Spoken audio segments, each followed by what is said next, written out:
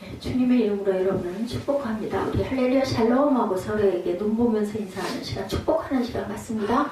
할렐루야 샬롬 샬롬 샬롬 샬롬 샬롬 예자 샬롬. 하나님 사랑합니다. 여러분 주 안에서 사랑합니다. 한 사람도 눈을 안 보거나 빠져서 스쳐 지나가지 않도록, 스쳤을 때는 다시 한번. 자, 오늘 창세기 28장 말씀이죠. 10절에서 22절이 오늘 주제의 말씀입니다. 이 말씀은 제가 굉장히 그 감회가 새로운 말씀이기도 합니다. 28장 16, 7절 말씀이죠. 28장 17절 말씀이죠. 이에 두려워야 이르되 두렵도다. 이곳이여 이것은 다름 아닌 하나님의 집이여 이는 하늘의 문이로다 하고, 이 말씀을 제가 교회 창립할 당시에 이 말씀을 주셔서 우리 교회, 지금 새생명교회죠. 우리 그 아파트. 거기에 보면 현판이 있어요. 새생명교회 현판 뒤를 보면 엘베델 교회라고 나와 있습니다. 원래는 베델에 축복을 주셨죠. 그래서 7절 말씀 그 영어 성경을 보시면 가스하우스 하고 나와 있어요. 그래서 우리 밖에 들어오실 때 위에 보면 가스하우스라는 하우스 오브 갓하고 영어 표기가 되어 있습니다. 이 말씀을 받았는데 베델이라는 점, 특히나 엘베델 하면 이게 도대체 무슨 교회 이름이 이래 그럴 것 같아서 그 당시에 10년 전이죠. 그런 마음이 들어가지고 계속 울어가지고 기도했더니 조그만한 모래가 이렇게 있는 곳에 조그만한 이렇게 그 뭐라 그러죠? 그 옹달샘 같은 웅덩이가 이렇게 있으면서 거기 아주 맑은 물이 이렇게 졸졸졸졸 솟아오르는 환상을 주셨어요. 그래서 저희 교회 이름을 새생명교회다 이렇게 제가 이름을 기도하고 그렇게 해서 올렸습니다. 오늘 우리 김종국 집사님이 받은 말씀이기도 하죠. 창세기 28장 15절 말씀이 다음 주에는 성령의 열매, 9가지 열매에 대해서 제가 여러분들과 함께 은혜를 나누도록 합니다. 여러분들 누가 참 진짜 행복한 자일까? 여자 누가 가장 행복한 사람일까? 우리 지금 대답을 참 잘해. 누가? 본인? 나, 내가. 왜? 여자 왜? 여자 왜 행복해? 솔직히 말해봐. 괜찮아. 응? 응? 왜 행복해? 왜 내가 제일 행복한 것 같아? 일단 태어나자마자 교회를 다니고 아주 그냥 힘들게 지겹게 그리고 엄마도 만났고 세리교회도 만났고 엔터쌤도 만났고 목사님도 만나고 그래서 섭섭해라. 거기 어떻게 에스더쌤이 먼저 들어갔어? 목사님이 먼저 안 들어가고. 그게 마음일 거야. 그치? 괜찮아. 그럴 수 있어. 성경은 하나님의 보호심을 받은 사람들에게 너는 행복자다. 민수기 33장 29절에 이렇게 말씀하고 있어요. 그런 면에서 보면 본문에 나오는 야곱은 정말 행복한 사람이다. 제가 그래서 예지한테 질문을 했습니다. 하나님 만난 게 가장 복된 사람. 누가 좀 읽어주실래요? 민수기 33장 29절 말씀 저에게 발췌를 하지 않았어요. 혹시 빨리 찾으시는 분 계시면 찾아서 읽어봐 주십시오.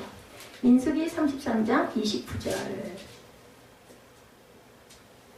미카를 떠나 하스모나에 짐을 지고 33장? 민수기 33장 29절. 33장 29절. 뭐라고 나왔어요? 미카를 떠나 하스모나에 짐을 지고. 그냥 그렇게 나왔어요. 29절에.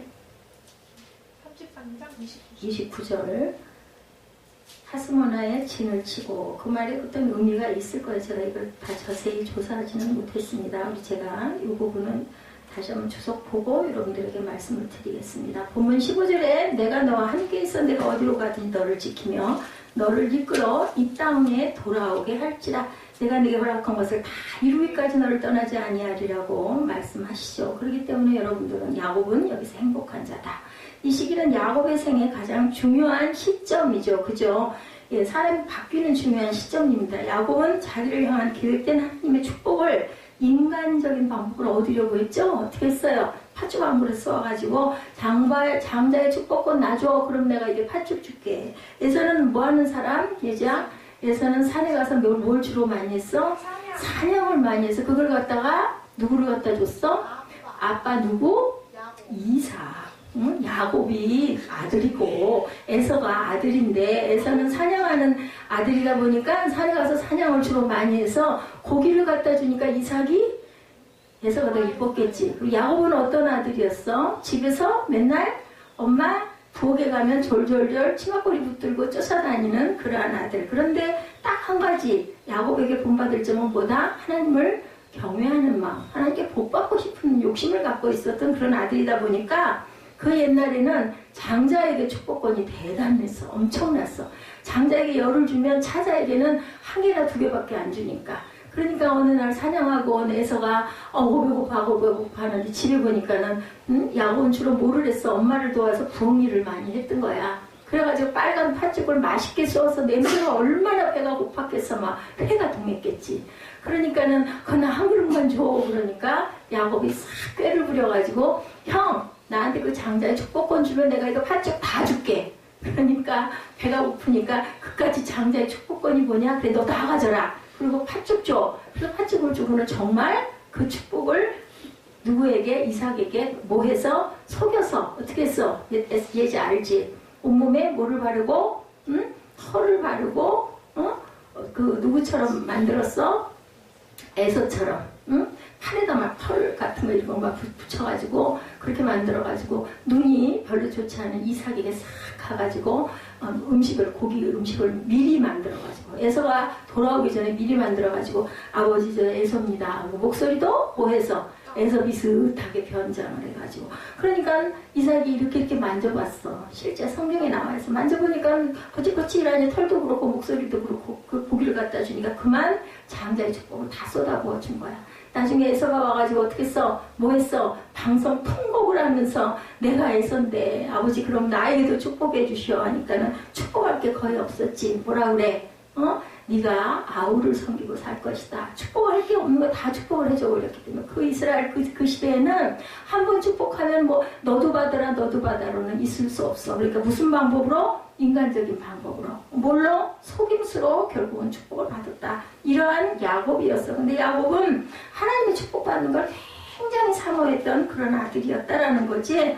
교활하게 아버지와 형을 속에서 장자권과 축복의 기도를 딱 뺏었어. 그러다 보니까 그만 엄마 엄마가 리브가가 얘기하지 너 여기다가 네 형한테 맞아주고 그러니까 빨리 외삼촌 댁으로 가라. 그래가지고 야곱이 헐레벌떡 도망을 치는 게 어디로 갔어? 라반이 있는 삼촌집을 향하여서 그때는 무슨 지도가 있었겠냐고 교통수단이 있었겠냐고 걸어서 가야 돼? 그 방향만 향해서 무조건 가다가 보니까 그만 깜깜해진 거야. 800km 떨어지는 외삼촌의 동네로 도망가는 과정에서 빈 광야, 빈들 약복강가 앞에는 강이야. 거기에 가니까 너무너무 기진하고 깜깜하고 하늘에 별밖에 없고 지금처럼 전기불이 있는 시대도 아니고 그러니 그냥 너무 배도 고프고 허기지고 정말 마음에 막 무서움, 두려움 도대체 내가 삼촌집을 찾아갈 수나 있을까 가다가 뭐에 잡혀 먹히면 어떡할까 막 그래가지고 마음에 엄청난 두려움을 가지고 밤이 돼서 묵어야 했던 곳이 바로 루스라는 들판이었다. 그것은 뭐다? 삭막한 광야라는 뜻을 갖고 있어요. 루스라는 뜻은 그 옛날에는 지명 이름이나 그 사람의 이름을 그 사람의 모습, 그 사람의 행동 그리고 그 지명 이런 것들을 따서 이름을 많이 지었어요. 빈 들이라는 뜻을 갖고 있었다라는 거죠. 그 주변에 마을이 있거나 쉴만한 인가도 아무것도 없는 정말 광야야. 날은 어둡고 갈 곳은 없고 야곱은 아무데나 땅바닥에 너무 기진맥진해서 뭐 아무데나 그리고는 그래도 베개는 핀 거야. 무슨 베개? 돌 베개를 피웠어. 그래서 머리를 비고 이렇게 하고 싶었던 것 같아. 그리고 나서 딱 하늘을 쳐다보니까 거기 뭐만 있었을까 예지야? 별만 반짝반짝했더라. 그러니까 마음속으로 어떤 생각이 들었을까? 아이고 하나님 나 어떡해 이런 마음이 들었겠지. 그래서 누워가지고 기도 아닌 기도를 한 거야. 목사님 하기에는 그랬을 것 같아. 누워서 그리고 자기도 모르게 그만 피로에 지쳐가지고 그냥 스르르 잠이 들어버렸는데 밤에 뭐가 나타났어? 사닥다리가 하늘에서부터 내려오는 환상. 오늘 본문 말씀 내용이 다 그래. 스르르 내려오는 거야. 그리고 꼭대기에 보니까는 하나님이 임재해가지고 오늘 15절 말씀을 주신 거야. 네가 어디로 가든지 내가 너를 떠나지 않고 내가 너와 함께하고 네가 돌아올 때까지 내가 너와 함께하리라는 이런 기가 막힌 말씀을 주니까 그냥 야곱이 깜짝 놀라가지고 16, 7절에 고백하는 내용이 뭐였어요? 읽어주실래요? 16, 7절. 야곱이 자매께 이르되 야곱께서 과연 여기에 계시거늘 내가 알지 못하였도다. 우리 집에만 계신 여호와 하나님이 아니셨는데 여기도 계시네. 이 빈 들판 깜깜한 이곳에도 계시네. 그리고 17절에 그만 두려워. 두렵도다. 이곳이요. 이곳은 다름 아닌 하나님의 집이요. 이는 하늘의 문이로다. 그리고 그 자리에다가, 그죠? 자기가 베개로 삼았던 돌을 가져다가 기둥을 탁 세우고 거기다 갖다 뭐를 부었다? 기름을 부었다. 무슨 기름일까? 응? 옛날에 왕에게 붓는 그 기름 있어. 나도향의 기름을 갖다 거기다 쫙 붓고 뭐 했을까? 제단을 쌓고 기도를 했다라는 내용이 바로 오늘 말씀의 내용이에요. 그리고는 거기서 서운하죠? 그것의 이름을 베델이라고 했다. 베델이라는 건 뭐냐면 하나님이 여기 계시다라는 뜻이야. 만났다. 내가 하나님을. 그리고 서운하죠. 20절부터 보니까 하나님이 나와 함께 계셔서 내가 가는 이 길에서 나를 지키시고 먹을 떡과 입을 옷을 주셔서 내가 평안히 아버지 집으로 돌아가게 하시오면 야훼께서 나의 하나님이 되실 것이요 내가 기둥으로 세운 이 돌이 하나님 집이 될 것이요 하나님께서 내게 주신 모든 것에서 10분의 1을 내가 반드시 하나님께 드리겠나이다 라고 서원을 해서 여기서 그저 제단을 쌓는 그런 내용이 바로 오늘의 내용이었다라는 거죠. 하나 답답하고 얼마나 깜깜하고 얼마나 야곱은 절망스러웠을까. 그러한 불확실성과 불안의 밤에 잠을 자고 야곱에게 꿈에 본 사닥다리 위에 섰는 하나님을 만나는 그 내용이에요. 환상을 체험한 야곱은 이는 하나님의 전요 하늘의 문이로다 라고 혹시 NIV가 보고 계세요? 라고 하면서 그것을 베델 하나님의 집이다. 그래서 이 교회 앞에 하나님 집에다 가스하우스라고 제가 그것을 써서 붙였습니다. 야곱은 메마른 사막에서 불안한 잠을 자고 있었지만 신비로운 환상을 본 거야. 그만. 그러니 무서웠겠어? 불안했겠어? 두려웠겠어? 이상해. 너무너무 놀라서 번쩍 잠이 깨서 일어난 거지. 그러고 나서 힘이 난 거야. 하나님이 여기도 계시네. 그리고 나랑 함께 해주신대. 그리고 힘차게 그 삼촌 라반의 집을 향해서 가는 그런 내용이죠. 여기에 계시의 언약이 나타납니다. 하나님께서 자기 백성에게 내리시는 은혜고 축복, 바로 이것이 바로 오늘 내가 너와 함께 있어 어디로 가든지 내가 너를 지키고 내가 너를 결코 떠나지 아니하리라. 예수님도 그러셨죠. 가시기 전에 내가 너와 항상 함께 있을 테니까 너희들은 항상 나를 기다려라 라고 말씀을 하셨어요. 그죠? 야곱이 꿈에서 봤던 세 가지 사건을 통해서 장래에 대한 확실성, 하나님께로부터 오는 축복을 봤죠. 야곱에게 나타난 꿈은 우리 기독교 복음의 핵심이기도 합니다. 그리고 교회를 통해 역사하시는 예수님의 실제적인 사역이기도 하셨다는 것을 여러분들이 꼭 잊지 마시기 바랍니다. 말씀이 주는 신령한 교훈을 통해서 한번 우리 은혜를 나눠보죠. 첫 번째, 사닥다리가 땅에 서 있는 것을 보았죠. 오늘 본문에 꿈에 보는 즉 12절이죠. 사닥다리가 땅에 섰는데 그 꼭대기가 어디에 닿았다? 하늘에 닿았다. 야곱이 처음 본 것은 사닥다리의 끝은 땅에 섰고 꼭대기는 하늘에 닿았다라는 거예요. 땅에서 하늘에까지 연결된 개인 사닥다리. 사닥다리의 기능은 뭐예요? 사닥다리 되게 그 사다리 예지야 생각하면 뭐가 생각이나? 사람이 아래서 어디 높은 데 올라갈 때 손이 안 닿을 때 사다리를 타고 올라가잖아. 이 기능을 갖고 있었어.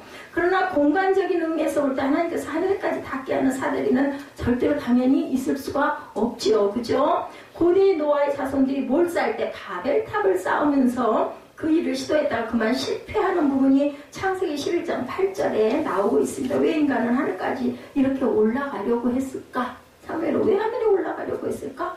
죄를 보면서 영원한 생명을 잊어버렸지만 천국을 사모하는 인간의 본성이 있었기 때문에 하늘에 좀 가서 닿아보자 이런 마음을 가졌는데 그것을 허락하셨어? 허락하지 않으셨어?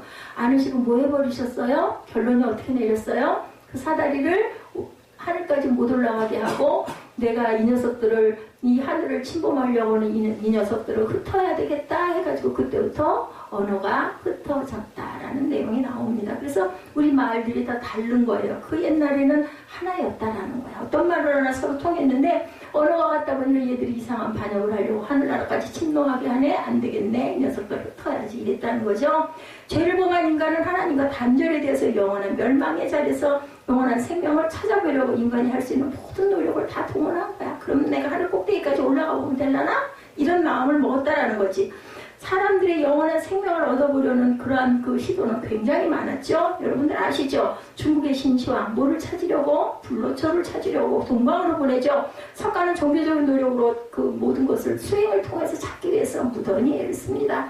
어떤 이들은 철학적인 학문으로 접근해 보려고도 하고 지금도 그것은 꾸준히 일어나고 있는 일입니다. 어떤 이들은 선행을 통해서 좋은 일을 많이 하면 내가 천국을 소유할 수 있을 거야. 이렇게 애를 쓰는 사람들도 지금도 있습니다. 하나님과 만나는 일은 그러나 실패할 수밖에 없다. 오늘 9시 예배도 말씀드렸죠. 하나님이 세상을 이처럼 사랑하사 독생자를 주셨으니 이는 그를 모하는 자마다 믿는 자여야 하는 거예요. 선행이 우리가 의롭다 할 수 있는 것은 아무것도 없다. 죄로 죽을 수밖에 없었던 인간의 어떤 방법으로도 하늘에 계신 하나님을 만날 수가 없어요. 제가 아까 말씀드린 요한복음 3장 16절 믿는 자마다 갈 수가 있는 겁니다. 아주 간단하기도 하고 아주 황당하기도 하고 아주 어떻게 보면은 정말 그거 어떻게 믿어야 되나 정말 거기서 신학적으로 깊이 있게 들어가다 보면 온전한 자가 하나도 없어요. 그래서 뭘로 주셨다? 은혜로 너희를 내가 칭의해 주겠다. 그래서 칭의의 구원을 주시죠. 그리고 우리는 세상에 살면서 하나님의 율례를 잘 지키고 그리고 뭐 해가요? 하루하루를 성화의 과정을 통해서 마지막 때 우리가 올라갈 때 뭐가 영화의 몸이 된다. 이것이 바로 기독교의 핵심 근본 진리입니다. 인간 측에서 어떤 노력과 공로로도 할 수 없지만 우리를 사랑하시는 하나님은 아담과 하와가 범죄하였을 때 뭐를 입혔어요? 가죽 옷을 입힘으로 인해서 예수 그리스도의 오심을 상징합니다. 내가 내 아들을 너에게 주어서 너희를 그 죄를 속하게 내가 해줄게. 그런데 딱 뭐 하는 자마다 예수 그리스도의 죽으심과 부활을 믿는 자에게만 너희 죄를 구속해 주신다라고 말씀을 하셨다라는 거죠. 하나님이신 성자 하나님이 육신을 입고 우리에게 오셔서 하나님과 단절되었던 우리를 하나님과 연결해 주시는 역할을 해주게 하셔서 우리가 기도할 때마다 예수 그리스도의 이름으로 기도하옵나이다. 그리고 주기도송을 제가 그래서 늘 합니다. 주기도문 누가 가르쳐 주셨어요? 예수님이 가실 때 우리에게 알려주고 가시는 아주 온전한 기도의 방법이죠. 예수님은 십자가에서 우리의 죄를 담당하시기 위해서 죽으심으로 우리의 죄를 사시고 그것을 믿는 성도들은 예수 그리스도를 통해서 하나님의 자녀가 되는 특권을 얻게 해주셨다. 가장 간단하면서도 가장 어떻게 보면은 아니 무슨 그거 믿는다고 하고 안 믿는다고 안 가는 게 그게 뭐야 이런 생각이 들 수도 있는 어떻게 보면 진리면서도 정말 이상하고 알 수 없는 그러한 것을 하나님께서는 제시합니다. 사닥다리는 여러분들 단절될 지점을 연결하는 가교의 역할을 합니다. 야곱은 자신의 욕심으로 부모와 형 그리고 살던 집을 떠나 모든 것과 단절된 어디 황량한 광야 그죠? 빈들인 베델에서 외로이 긴 밤을 아무 보호도 없이 돌베개를 베고 뭐 덮는 게 있었겠어요? 먹을 게 있었겠어요? 물이 있었겠어요? 그죠? 아무것도 없이 들어 누운 거예요. 그랬을 때 하나님은 사닥다리를 보여주는 것에 큰 의미를 부여해 주시고 야곱에게 뭘 주셨어요? 희망을 주시죠. 소망을 주시죠. 그리고 내가 너와 함께 할게 라는 위로를 주시고 그리고 평안을 주시고 용기를 북돋아 주십니다. 이것이 바로 주님이 우리에게 주시는 은혜라는 것. 바로 예수 그리스도는 육신으로 이 땅에 오시기 전에는 구약시대에는 사닥다리로 표현되어서 보여졌다는 것을 우리가 알겠죠. 예수님은 구약시대나 이 땅에 계실 때나 신약 돌아가신 다음에도 부활하신 다음에도 시간과 공간을 초월해서 하나님과 우리를 이어주는 땅과 하늘을 이어주는 모의 상징이다. 사다리의 상징을 갖고 있다. 그래서 항상 예수님의 이름으로 우리는 우리의 힘으로는 구원받을 수도 없고 하나님께 나아갈 수가 없어요. 근데 예수가 오셔서 성소의 휘장을 찢음으로 우리가 언제나 하나님께 나아갈 수 있는 너희는 거룩한 제사장이니라 라고 우리 각자에게 주시죠. 그리고 너희가 이제는 움직이는 성전이라고 말씀을 하세요. 우리 안에 예수님이 있고 우리가 거룩을 행할 때 우리는 움직이는 성전이 되고 성도가 되었다라는 거죠. 그리스도는 이 땅에 오셔서 하신 일을 보면 우리가 알 수가 있는데 예수님은 우리의 중보자시죠. 서로 사이가 나빠졌거나 관계가 끊어진 상태에 있는 사람을 중간에서 연결시키고 교통하게 하는 자가 우리 중개사 사무실 하잖아요. 중개인 이런 얘기 하잖아요. 그죠? 공인중개사 사무실. 이게 바로 왜 중개하는 거예요. 집을, 땅을, 그죠? 뭔가 건물을 매입할 때 중간에서 역할을 해주는 이러한 중보의 역할을 하시는 분이 바로 하늘과 우리를 이어주시는 분은 중보자이신 예수 그리스도시다. 지금도 우리를 위해서 하늘에서 하나님 보좌 우편에서 기도하신다고 그러죠. 디모데전서 2장 5절에 하나님은 한 분이시요 하나님과 사람 사이의 중보도 한 분이시니 곧 사람이신 그리스도 예수다라고 말씀하시죠. 성경은 하나님과 사람 사이에 유일하고 완전한 중보자는 예수 그리스도밖에 안 계신다라는 것을 히브리서 8장 6절에는 더 좋은 언약의 중보자, 히브리서 9장 15절에는 새 언약의 중보자다 이렇게 말씀하고 있습니다. 예수님은 그 인격에 있어서 중보자의 특징을 가지고 계셨는데 그는 본래 창조주시고 완전한 하나님으로 신성을 소유하고 있으나 그 위에 사람의 몸을 입음으로 인하여서 인성을 겸하게 되셨고 하나님과 사람 편에 모두 연결을 시킬 수 있는 어떤 분, 그 양성을 지니신 분이다. 두 가지. 하나님과 사람의 모든 것. 왜 사람을 입고 오셨어요? 우리를 알게, 우리를 또한 체험하고 우리 가운데 우리와 함께 우리에게 복을 보이시려고 사람의 옷을 입고 사람으로 가장 낮은 곳에 내려오셨죠. 여러분들 그런 예화 아시죠? 왕이 시골에 있는 산골에 있는 처녀 하나를 사랑해서 결국은 어떻게 할까 생각을 하다가 그저 총무가 돼서 와가지고 그 이쁜 그 자매 옆에 머물면서 똑같은 맛없는 음식을 먹고 함께 그 초라한 집에서 누더기 옷을 입고 잤던 그런 이야기가 생각이 납니다. 빌립보서 2장 6절에서 8절에 말씀하죠. 찾으실 수 있는 분은 찾아서 우리 함께 합독해 봅니다. 빌립보서 2장 6절에서 8절입니다. 함께 합독합니다. 그는 근본 하나님의 본체시나 하나님과 동등됨을 취할 것으로 여기지 아니하시고 오히려 자기를 비워 종의 형체를 가져 사람들과 같이 되었고 사람의 모양으로 나타나셨으니 그죠? 그리고 또한 화평케 하는 하나님이라고 이사야 9장 6절에도 예수님은 평화의 왕으로 세상에 오셨다라고 더 말씀합니다. 인간의 범죄는 하나님과 원수가 되게 했어요. 예, 우리가 범죄로 인해서 저와 여러분과 모든 하나님의 자녀들이 하나님과 원수가 되게 했어요. 그 결과 인간은 끝없이 하나님께 반항하고 궤도의 길을 걷고 하나님께서는 지옥의 형벌로 죄인을 징계하는 등 돌이킬 수 없는 단절된 관계가 되었는데 예수 그리스도께서 뭐가 되셔서 오늘 본문 말씀처럼 사닥다리가 되셔서 중보의 역할을 함으로 하나님과의 관계를 뭐했다? 회복시켜 주셨다. 에베소서 2장 14절입니다. 그는 우리의 화평이신지라 둘로 하나를 만드사 중간에 막힌 담을 허시고 제가 아까 성서에 휘장 말씀드렸죠? 그 휘장이 찢겨진 것이 사실이거든요. 지금 찢겨져 있거든요.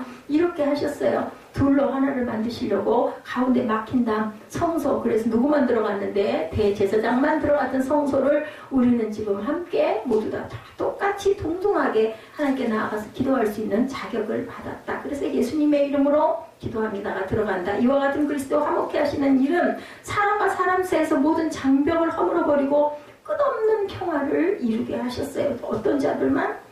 예수님의 이름으로 기도합니다 하고 믿는 자들에게만. 에베소서 2장 16절에서 18절이죠. 십자가로 이들을 한 몸으로 하나님과 화목하게 하려 하심이라 원수된 것을 십자가로 소멸하시고 또 오셔서 먼 데 있는 너에게 평안을 전하고 가까운 데 있는 자들에게 평안을 전하셨으니 이는 저로 말미암아 우리들이 한 성령 안에서 아버지께 나아감을 얻게 하려 하심이라. 먼 데 있는 자 가까워 있는 모든 자들에게 무엇을 전하셨어요? 평안을 전하셨다. 그렇기 때문에 성령 안에서 아버지께 나아가게 하려고 하나가 되게 하셨다고 합니다. 하나님께서는 빈들에서 외롭게 잠을 자고 있는 야곱에게 사닥다리의 환상을 보여주심으로 하나님의 야곱과 함께 하신다는 사실을 깨달아 알게 하셨다. 야곱이 딱 잘한 거 하나는 하나님을 경외하는 마음 하나 갖고 있는 거, 나머지는 모두 다 온전치 못한 그런 야곱이었었죠. 두 번째, 간구와 기도의 응답을 봅니다. 12절이죠. 또 본즉 하나님의 사자가 그 위에서 오르락내리락 하고, 두 번째 본 것은 하나님의 사자가 사다리를 타고 올라가는 모습과 내려오는 모습을 보았다라는 거죠. 하나님의 사자가 무엇을 하기 위해서 땅에서 하늘로 올라가고 하늘에서 땅으로 내려오셨을까요? 여러분들, 네, 하나님의 사자는 천사들을 말씀하는 것으로, 천사들의 임무는 히브리서 1장 14절에 모든 천사들은 뭐예요? 부리는 영으로 구원 얻을 후사들을 위하여 섬기라고 보내심이 아니뇨라고 말씀해요. 천사가 대단히 높은 게 아니라 우리를 섬기려고 하늘에서 하나님께서 내려보내주신 겁니다. 그래서 각 가정에 천사가 하나씩 있는데 누구라고요? 엄마들이라고 말씀하죠. 네, 우리가 그렇게 해석을 합니다. 천사들은 구원 얻을 후사들을 위하여 섬기라고 보냄을 받은 자들이다. 그래서 엄마들이 집에서 가장 수고를 많이 아니하죠. 예, 섬기라고, 누구를 섬기라고? 예, 자녀를 사랑해서 섬기고 남편을 사랑해서 섬기라고 엄마들을 내려 보내주셨어요. 천사 대신.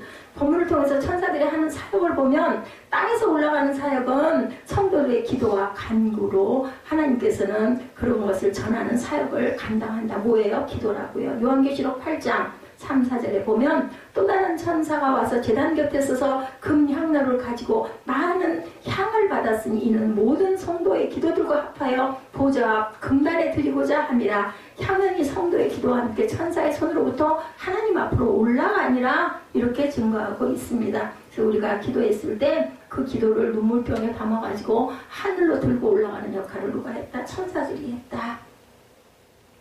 예, 성도들이 목소리를 높여 기도하든 조용히 묵상으로 기도하든 천사들은 그 기도의 내용을 가지고 하나님 보좌 앞으로 올라가는 사역을 감당하고 있다. 그렇기 때문에 우리는 어떻게 기도해야 되겠습니까? 진정과 신령으로 온전하게 기도할 줄 알아야 되겠다. 그것은 묵상도 괜찮고 마음으로 기도해도 괜찮고 소리를 내서 기도해도 됩니다. 근데 왜 통성으로 기도하는가?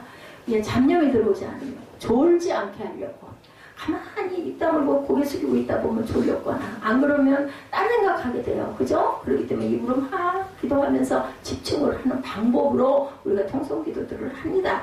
야곱의 생애는 축복을 받으려는 몸부림의 생애로 볼 수가 있는데 장자로 태어나지 못했어요. 그래서 태어날 때 형 에서에 뭐를 잡고 나왔다고요? 형 에서에 태어날 때 뭐를 잡고 나왔어요? 쌍둥이잖아요. 발뒤꿈치를 잡았다 해서 이름이 야곱이에요. 알았어요? 예, 발뒤꿈치를 잡았다. 내용의 해석이 야곱이라는 뜻은 바로 그 해석인데 예전에 뭐가 그렇게 좋아? 뭐 보면서 이렇게 싱글벙글 웃어?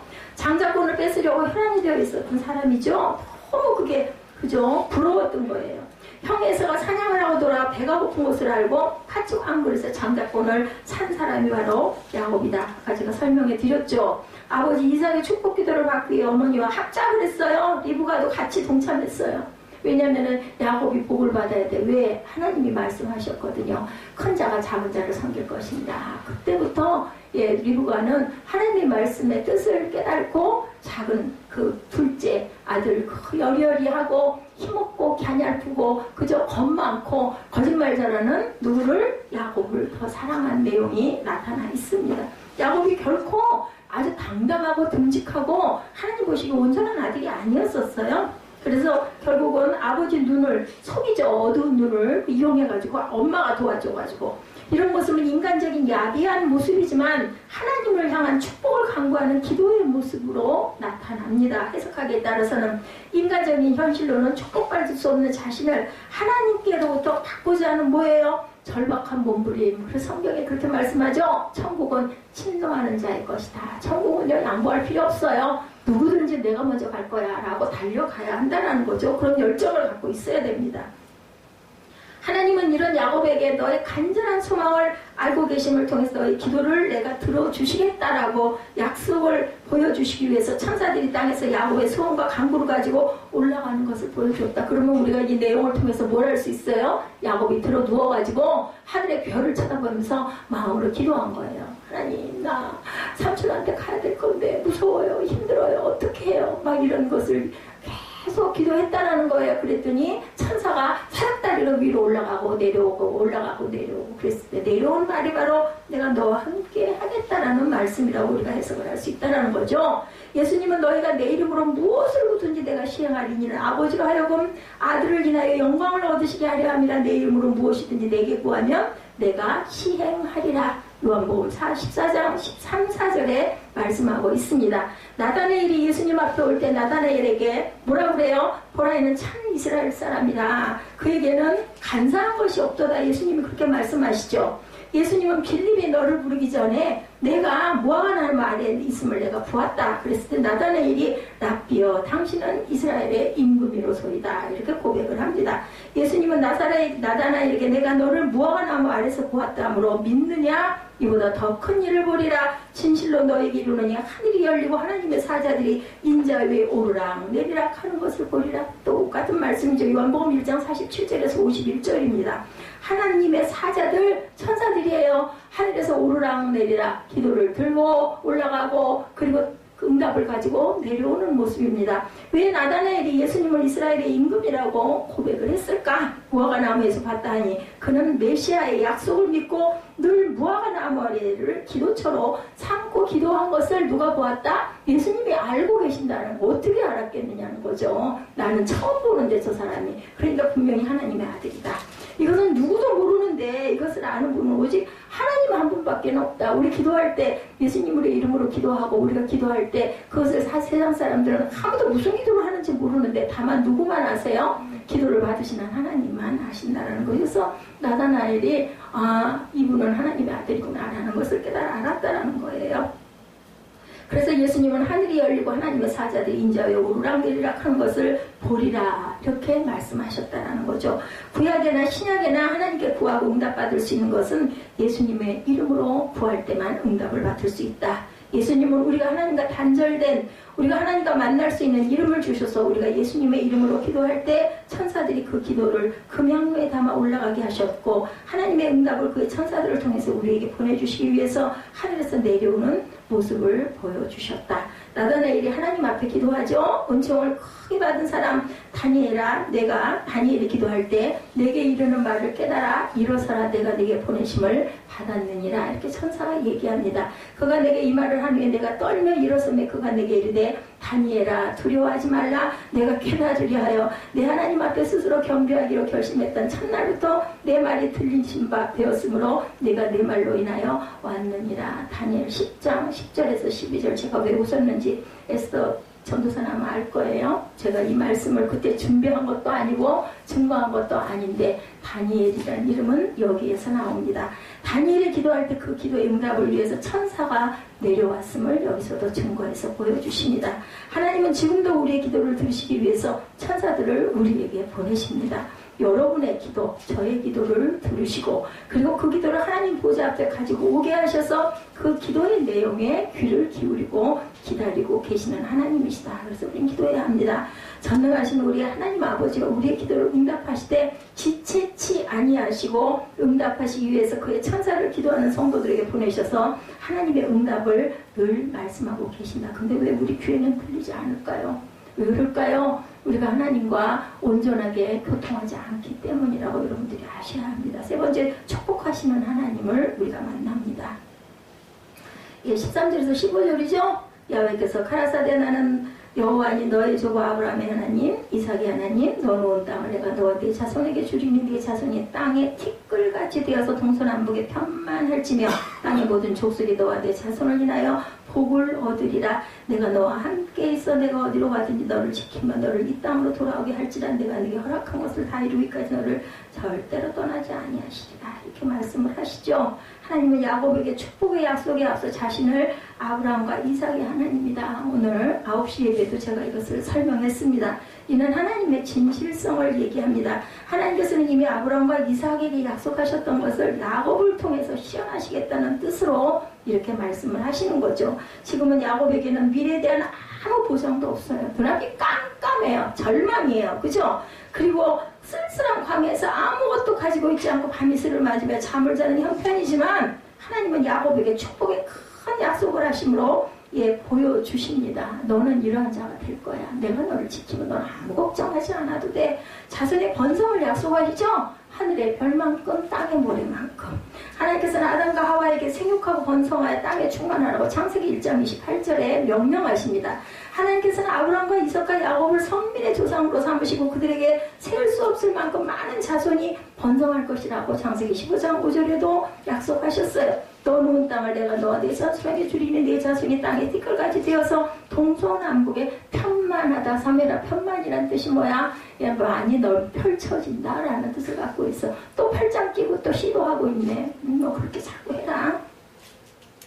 자, 아브라함도 100세가 되도록 자식이 없죠? 하나님께서 후손을 약속합니다. 창세기 15장 4절에 이삭도 결혼 후에 20년 동안 자식이 없었어요. 하나님께서 쌍둥이 아들을 낳게 하시죠? 창세기 25장 21절 말씀이죠. 그래서 쌍둥이 아들을 낳은 게 바로 에서와 누구예요? 야곱이었다. 야곱도 역시 하나님의 축복으로 12명의 아들을 낳아서 12족장을 세웁니다. 얼마나 대단한 축복이에요. 이삭은 20년 동안 아이를 못 가졌어요. 결혼해가지고서 60이 넘어가지고 아이를 낳는데 야곱은 12아들을 낳았습니다. 그러니 하나님께서 이 자리에서 약속하신 약속을 이루신 것이죠. 모든 백성들이 그의 자손으로 인하여 복을 받게 될 것을 약속하셨고 그것을 이루시죠. 14절에 내 자손이 땅에 티끌같이 되어서 동서남북에 편만을 치며 땅의 모든 족속이 너와 네 자손으로 인하여 복을 얻으리라고 했죠. 이것이 이루어졌어요. 하나님께서 이스라엘에게 자손의 복을 약속하실 때 수적으로 많게 하는 것과 질적으로 우수한 민족이 되게 하시겠다는 말씀을 함께 하셨다라는 거예요. 땅의 모든 족속이 너와 네 자손을 위하여 복을 얻으리라는 이 복은 수적 그리고 질적인 것을 다 약속하셨다. 창세기 22장 17절에 내가 내게 큰 복을 주고 내 씨로 크게 성하여 하늘의 별과 같고 바닷가의 모래와 같게 하리니 땅의 티끌이나 바닷가의 모래는 헤아릴 수 없는 많은 수의 자손을 뜻하지만 다른 면으로는 사람들에게 밟히고 박해를 받는 것도 포함되어 있어요. 우리는 복이라고 하면은 무조건 그죠? 내가 편안하고 내가 물질도 풍성하고 그리고 잘 사는 것만 생각을 하는데 그러기 위해서는 밟히기도 하고 그죠? 고난도 받을 수밖에 없다라는 거죠. 그러나 하늘의 별은 수적으로 무한되지만 질적인 면에서 존귀하고 뛰어나게 된다는 축복이다라는 겁니다. 특히 여기서 땅의 모든 족속의 너와 내 자손을 인하여 복을 얻으리라고 14절에서 말씀했는데 창세기 12장 2, 3절에 하나님께서 아브라함에게 약속하신 말씀에는 너는 복의 근원이 된다라고 말씀을 합니다. 너를 축복하는 자에게는 내가 복을 내리고 너를 저주하는 자에게는 내가 저주하리라. 그러니 아브라함을 축복해야 복을 받고 아브라함을 저주하면 너도 저주를 받으리라는 이야기입니다. 그러니까 하나님의 자녀들은 축복할수록 내게 복이 된다는 것을 오늘 성도님들이 아셔야 됩니다. 그래서 내 입술에 항상 상대방들을 축복하세요. 그 축복이 결국 누구에게 돌아옵니까? 내게 돌아온다는 것. 땅의 모든 족속이 너로 인하여 복을 얻을 것이니라. 예지에게 얘기했죠. 오늘 9시에 돼. 너는 이제는 정말 빛나는 반짝반짝 빛나는 새빛 꿈동이로 어디를 가든지 하나님을 드러냈을 때 우리 새빛교회가 반짝반짝 빛날 것이다. 네가 대표로 세상 가운데를 지금 나아가고 있는 거야 라고 제가 설명을 해줬습니다. 이와 같은 약속은 그의 후손을 통해 세상 모든 사람의 복을 받게 하는 축복의 통로로 삼는다. 아브라함과 다윗이 왜 유명하다고요? 그리스도의 계보이기 때문에 아브라함과 다윗이 훌륭하고 유명한 것처럼 그죠? 우리가 후손들이 잘 되고 번창하고 하나님의 영광을 드러낼 때 그 조상들이 복을 받는 거죠. 그 조상들이 반짝반짝 빛을 발하는 것이 되고 하나님께 귀한 열매를 드린 것이 됩니다. 이 말씀은 훗날 모세가 율법을 발표할 때 너희는 열국 중에서 내 소유가 되겠고 너희가 내게 대하여 제사장 나라가 되며 거룩한 백성이 되리라. 우리나라가 지금 제사장의 그러한 그 일을 담당하고 있죠. 이스라엘 다음으로 출애굽기 19장 5, 6절에 증거합니다. 제사장 나라가 되며 거룩한 백성이 되리라. 고향으로 돌아갈 것도 약속해 주셨죠. 세 번째로 15절에 내가 너와 함께 있어 내가 어디로 가든지 너를 지키며 너를 이끌어 이 땅으로 돌아오게 할지라. 다시 돌아올 때까지 내가 너와 함께 하겠다고 그러죠. 절대로 떠나지 않겠다. 사람들은 누구나 고향을 그리워하고 고향으로 돌아오고자 합니다. 제가 이 말씀 준비하면서 북한에 계시는 우리 나이 드신 분들 그죠? 남한에 자녀가 있거나 아내가 있거나 친척이 있는 분들은 얼마나 남한에 있는 그런 자기의 가족을 그리워할까. 만나지 못하니까. 만날 수 있으면 또 1년에 한 번도 안 만나기도 하는데 못하니까 더 하고 싶으실 거라는 생각을 했습니다. 야곱은 지금 떠나면 언제 돌아갈지 모르는 길이에요. 정말 내가 가야 돼 말아야 돼 너무나 두려웠겠죠. 그 중간에서 많은 시장민들이 고향을 그리워합니다. 그죠? 그래서 지금도 보면 추석 때 되면 대이동을 하죠. 구정 때도 마찬가지고 아브라함과 이삭과 야곱에게 맹세하신 땅에 이르게 하리라 하고 요셉이 또한 이스라엘 자손들에게 맹세시켜 이르기를 하나님의 정령 너희를 공고하시니 너희는 여기서 내 해골을 메고 올라와라. 창세기 54장 24, 5절이죠. 그렇게 어디서 애굽에서 어디까지 올라갔어요? 총리가 될 정도로 그렇게 대단한 화려한 삶을 살았지만 어쩔 수 없이 애굽에다 묻었잖아요. 요셉 돌아갔을 때. 근데 죽으면서 유언해요. 너희들이 우리 내 고향으로 갈 때는 내 해골을 갖고 가서 나를 내 고향에 묻어다오 하고 그렇게 해서 결국은 어떻게 해요? 모세가 그죠? 그 해골 그걸 메고 올라갑니다. 그래서 이스라엘에 가서 거기에다 장사 지내는 내용이 나옵니다. 우리에게도 영원한 소망신 하나님의 나라로 인도하실 것을 여기서도 우리에게 약속해 주신 하나님입니다. 야곱을 통해서 저와 여러분에게 하시는 말씀입니다. 믿음으로 말미암아 영원한 생명의 나라 내 아버지 하나님이 계시는 천국에 들어갈 것을 이 말씀으로 저희에게 약속을 하시는 거죠. 똑같이 야곱에게 주신 말씀이 저와 여러분에게 주신 말씀인 거 여러분들 아시죠? 네 번째, 언제까지나 내가 너와 함께 하겠다라고 약속을 하셨다. 사무엘아 15절에 내가 내 허락한 것을 다 이루기까지 너를 떠나지 아니하리라. 집을 떠난 야곱이 가족이나 이웃과 격리된 채 삭막한 광야에서 홀로 버려져 있는 상태이고 보면 가장 절실한 것이 외로움과 내일의 불안을 해소하는 일이겠죠. 그죠? 불안하지 않아요? 가지 않겠어요? 여기 사닥다리 환상과 함께 하나님 아버지께서 그를 지키시고 언제까지나 함께 하시겠다는 언약을 주셨으니 야곱에게는 뭐 천군만마를 얻은 거죠. 절대 걱정할 필요가 없습니다. 뭐가 있기에? 믿음이 있기에, 하나님을 경외하는 마음이 있기에. 근데 만약에 야곱이 그런 마음이 없었다면 하나님이 임재하시지도 않았을 거고 환상이 보이지도 않았을 거고 간절한 마음으로 기도도 안 했을 거고. 그렇기 때문에 우리는 늘 마음을 가지고 간절하게 구하는 자들이 되어야 하나님께서 나타나시고 하나님께서 약속하신다는 것을 또한 거꾸로 생각할 줄 알아야 되겠다. 왜 나는 교회를 이만큼 다녔는데 아무런 역사가 안 일어나? 그것은 하나님을 온전히 바라보지 않았기 때문이고 온전한 기도를 하지 않았기 때문이라는 것. 하나님께서 앞서가시고 그의 길을 열어주시고 위기에 처할 때마다 위험에서 건져주시더니 안전한 길로 인도해서 약속을 결국은 지켜주시죠. 여러분들 성경을 통해서 창세기 말씀을 통해서 야곱이 어떻게 됐는지 여러분 너무 잘 아시지 않아요? 돌아올 때까지 지켜주시죠. 형 에서가 죽이려고 작정을 하고 있는 에서에게 창세기를 자세히 읽어보세요. 하나님이 나타나셔가지고 에서의 마음을 돌이키게 합니다.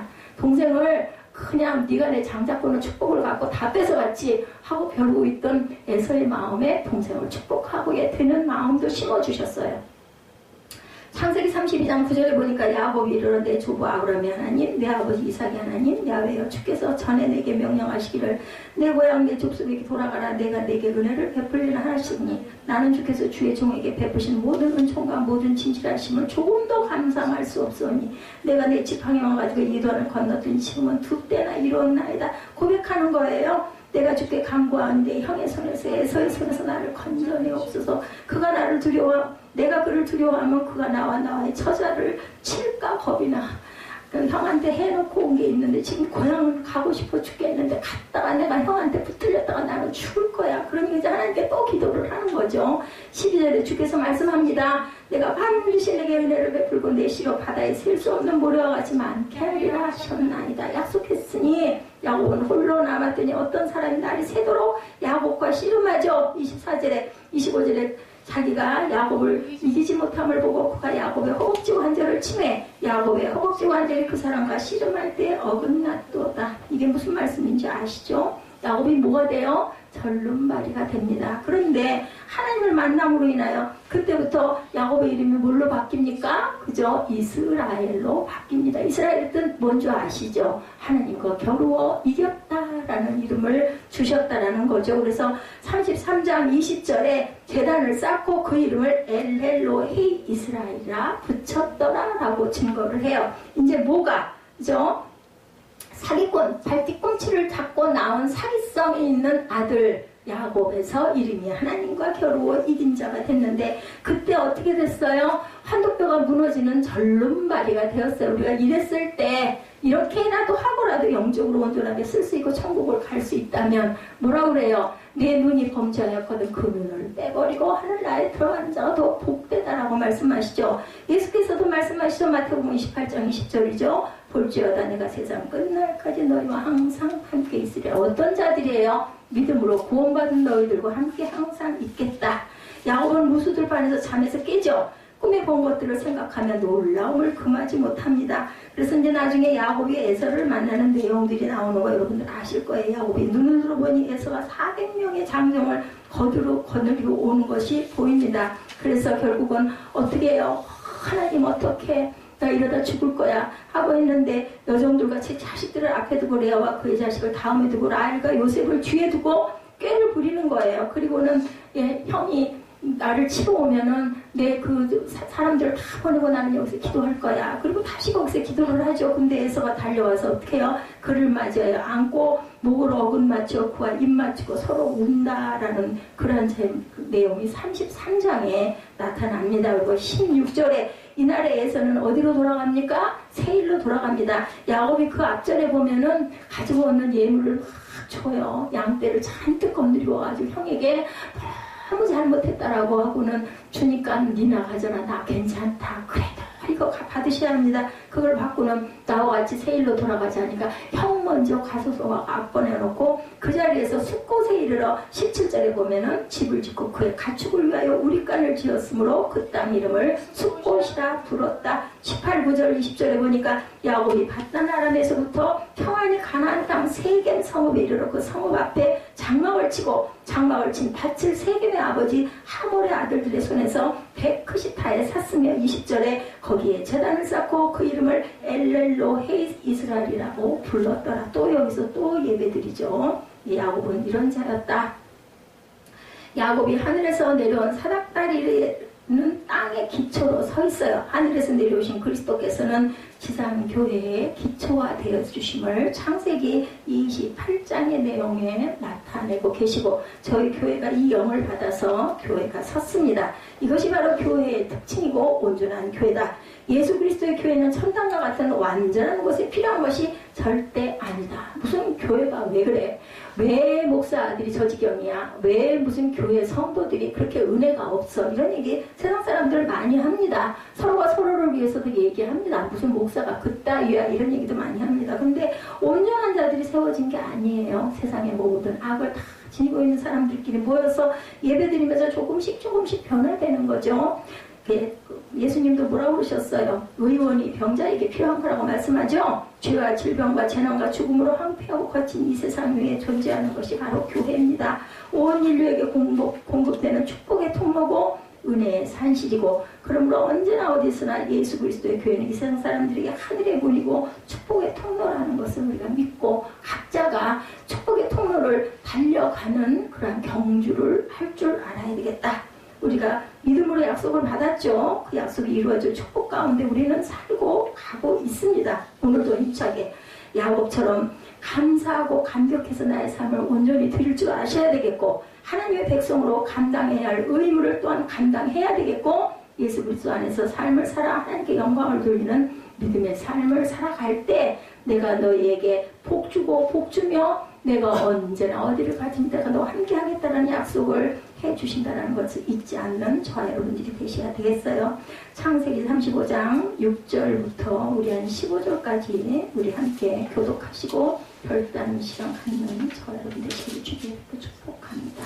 창세기 35장 6절에서 15절까지 귀한 의미가 있어서 우리 교독 합독하죠. 천천히 합독합니다. 창세기 35장 6절입니다. 야곱과 그가 함께 모든 사람이 가나안 땅 루스 곧 베델에 이르고 그가 거기서 단을 쌓고 그곳을 엘베델이라 불렀으니 이는 그의 형의 낯을 피할 때에 하나님이 거기서 그에게 나타나셨습니다.